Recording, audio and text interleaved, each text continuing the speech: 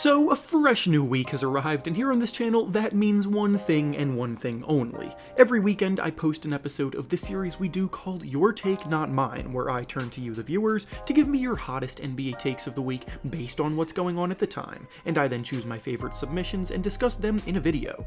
This week, more big matchups have gone down between some of the league's top teams, we've seen some more trade rumors start to swirl, and things are starting to take shape in the landscape of the NBA, so we definitely have plenty to discuss. In order to submit your takes, I make a community post on either the day of or the day before the video, similar to the one that you see on your screen now, so if you want a chance to be featured in a future episode, be sure to stay on the lookout for that. Before we start though, I want to thank PrizePicks for sponsoring today's video. PrizePicks is a skill-based, real-money daily fantasy sports game where you select 2 to 6 players and guess if they will hit more or less than their projection, and if you get it right, you can win up to 25 times your original entry. Obviously, we're all basketball fans here, but PrizePicks has almost every sport you can think of available to choose from and play. To add to the fun, they also offer frequent bonuses, discounts, and weekly promotions such as Taco Tuesday and Flex Friday, plus so many more specialty free spaces to watch for throughout the year, so you don't want to miss those.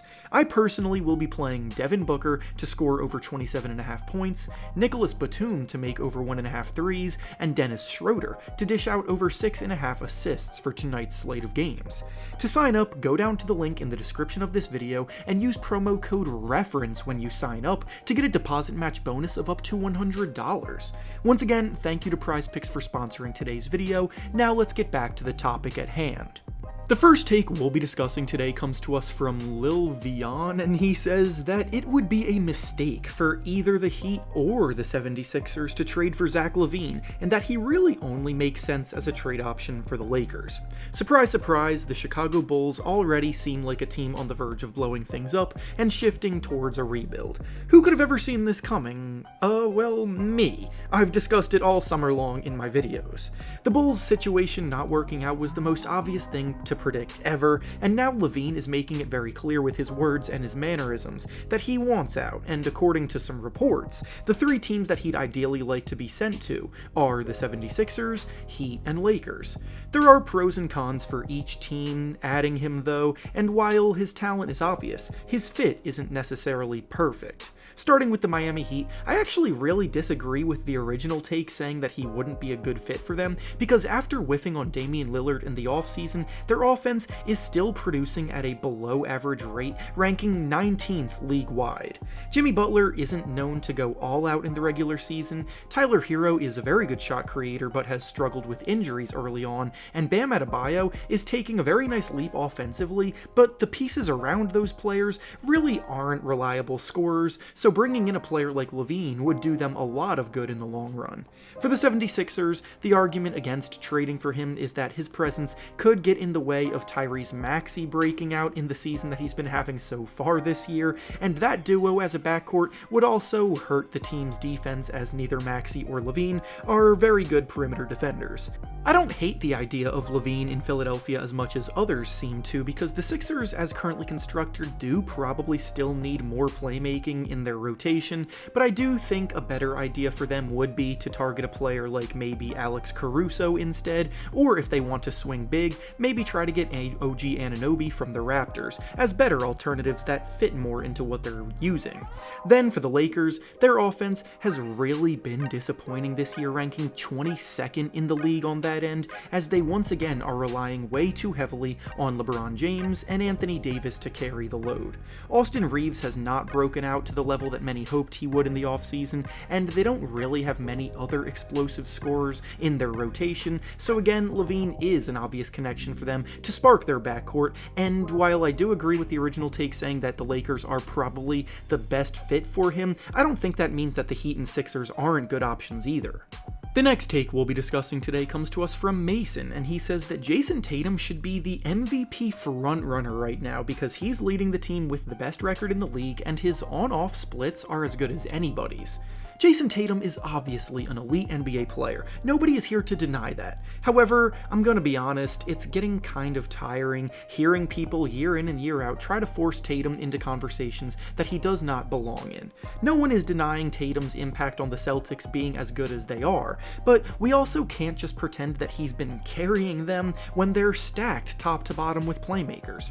Kristaps Porzingis is having the most efficient year of his entire career. Jrue Holiday and Derek White are an outstanding backcourt duo. Jaylen Brown is scoring 23 points per game, and then Tatum is leading the way for them scoring-wise, but he's in a position where he can rely on his teammates to still win a game even if he's having an off night, which isn't the case for many other stars. In fact, the Celtics have won the 2 games that Tatum had his worst shooting nights of this season. The MVP award is meant for the player with the best combination of individual production and impact on winning, and Tatum checks neither of those 2 boxes compared to other candidates. Nikola Jokic should far and away be the leader of the MVP race right now, with individual production that smokes the competition, doing so for the team in first place in the Western Conference. Even after Jokic, there is still Joel Embiid leading the NBA in scoring, keeping the Sixers afloat in second place right behind the Celtics in the Eastern Conference standings. And before Tatum, I would also put Luka Doncic, who has better individual production on a Mavericks team that's just a half game back of the Denver Nuggets for first place in the West. And finally, the last take we'll be discussing today comes to us from Jersey, and he says that Jordan Poole is a system player who was only able to thrive on the Warriors because of the players around him, and now that he's got his own team, he's getting exposed. Jordan Poole entered the season as the most popular pick to win the league's Most Improved Player award, and the betting favorite to win it too, because after being shipped out of Golden State, he was in an opportunity where, in theory, he could play freely and he was expected to put up some big numbers.